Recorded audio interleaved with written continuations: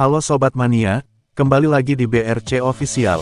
Ada kabar menarik nih mengenai Bernardo Tavares, menunjukkan kecerdikannya meramu taktik, saat PSM Makassar mengalahkan Dong Tan Hoa 3-0, pada laga terakhir Grup A, ASEAN Club Championship, ACC, 2024/2025. Juru taktik asal Portugal itu, berhasil mengatur ritme permainan PSM Makassar dengan baik, sepanjang 90 menit pertandingan. Pada 30 menit awal babak pertama, PSM Makassar bermain dengan kompak defense, menggunakan low block. Mereka lebih banyak bertahan di area sendiri. Hal ini, disebabkan oleh jadwal pertandingan yang padat. Kondisi tersebut, membuat PSM Makassar, memilih bertahan untuk menjaga stamina pemain. Pertahanan kokoh yang ditunjukkan PSM Makassar, menyulitkan Tan Hoa, yang kesulitan menciptakan peluang. Di sisi lain, PSM Makassar sesekali memanfaatkan serangan balik cepat, namun masih gagal mencetak gol. Memasuki menit ke-30, atau 15 menit terakhir babak pertama, Bernardo Tavares mengubah taktik. Pasukan Ramang mulai keluar menyerang, dan menerapkan tekanan tinggi, kepada pemain Tan Hoa. Bahkan sampai ke depan gawang, saat kiper Tan Hoa, Trinh Xuan, menguasai bola. PSM Makassar langsung mengganggu distribusi bola dengan tekanan tinggi, yang akhirnya, membuahkan gol pertama, di masa injury time babak pertama. Kiper Tan Hoa, Trinh Xuan, mendapat tekanan dari Syahrul Lassinari, hingga melakukan blunder. Bola berhasil direbut Syahrul Lassinari, dan diumpan kepada Daisuke Sakai, yang berdiri bebas. Dengan tenang, gelandang asal Jepang itu, mencetak gol pembuka bagi PSM Makassar. PSM Makassar, menunjukkan permainan berbeda di babak kedua. Mereka langsung memberikan tekanan tinggi kepada Tan Hoa, tidak lagi bermain bertahan seperti di babak pertama.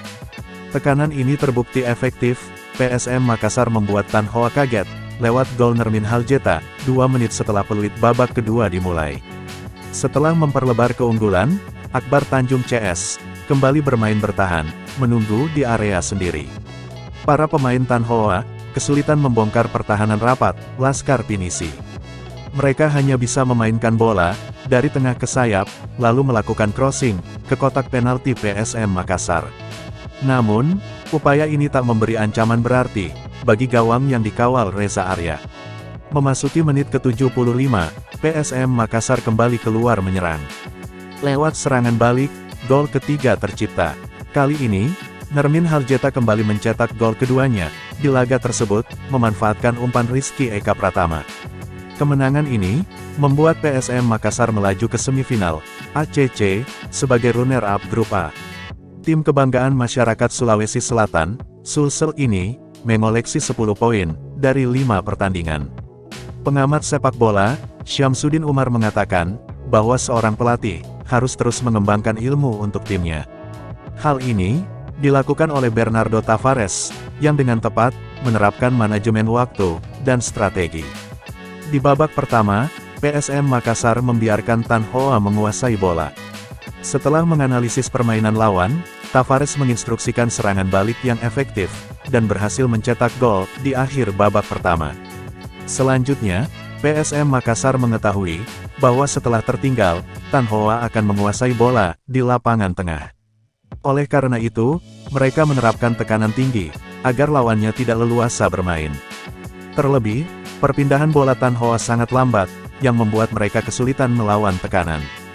PSM Makassar, memahami manajemen waktu, kapan harus menekan, kapan harus bermain jauh, dan kapan harus bertahan.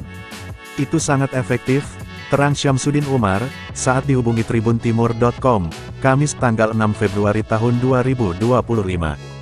Menurutnya, strategi seperti ini, perlu terus dimatangkan oleh PSM Makassar, saat bermain di Liga 1.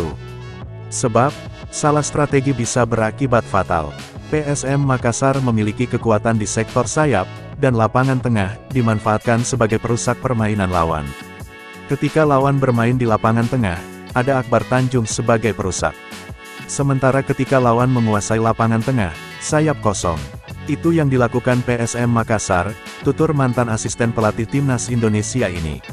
Nah itu dia sobat untuk update kabar hari ini, bagaimana pendapat kalian sobat? Tulis pendapat kalian ya sobat, dan jangan lupa like, komen dan subscribe.